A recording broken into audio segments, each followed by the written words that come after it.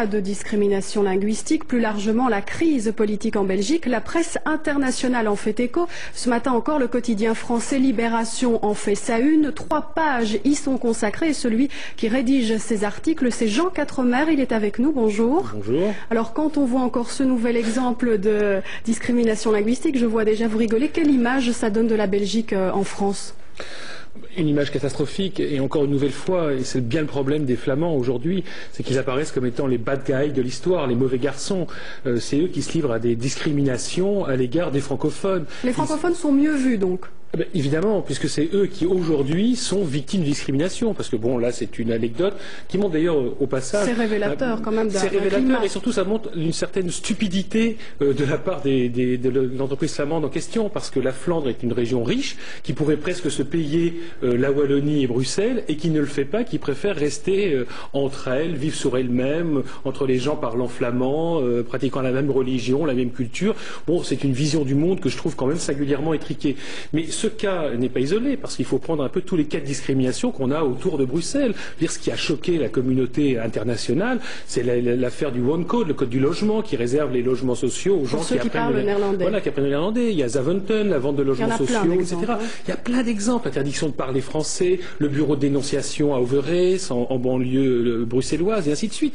Donc l'image qu'on a quand même, c'est celle d'une guérilla ethnique, linguistique, ethnico-linguistique, que mènent les Flamands terrorisés, par quoi on se demande d'ailleurs, par la tache d'huile francophone, disent-ils, mais aux dernières nouvelles, aujourd'hui, ils sont majoritaires dans ce pays, c'est eux qui dominent politiquement, économiquement et linguistiquement ce pays, et ils devraient plutôt protéger leur minorité que chercher à, je dirais, la discriminer.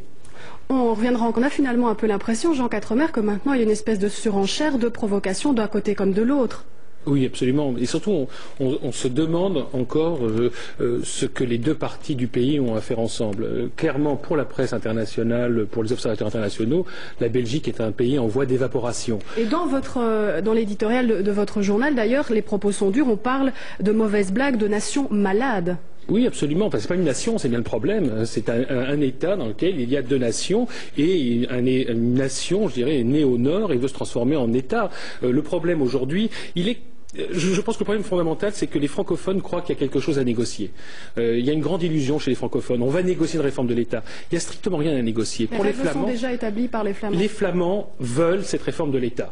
Donc aujourd'hui, je pense que les francophones n'ont qu'une chose à faire, c'est signer en bas de la feuille que leur présentent les Flamands. Rien n'est négociable.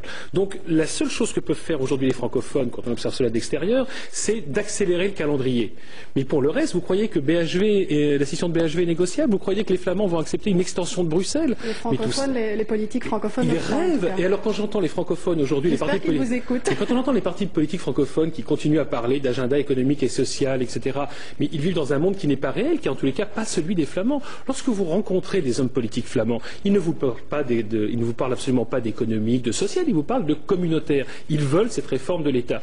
Et en plus, je ne suis pas du tout certain que ça ne soit pas dans l'intérêt des francophones, pour le coup, car les francophones feraient peut-être bien enfin de se prendre en main pour sortir la Wallonie et Bruxelles, mais Bruxelles dans une moindre mesure, mais surtout la Wallonie, du marasme économique dans lequel se trouve cette région. Et ça fait quand même 25 ans que ça dure, et on peut comprendre que les Flamands soient un peu lassés aujourd'hui. Une chose encore, mais très rapidement, cette fois, certains parlent, surtout le 14 juillet, de rattachement à la France. Ça vous inspire quoi en quelques mots, très rapidement?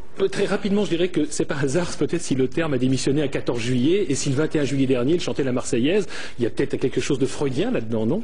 Voilà, à suivre. Merci beaucoup, en tout cas, Jean Quatremer, d'être venu dans ce journal. Et puis, il y a aussi les milieux économiques qui redoutent les conséquences de cette crise.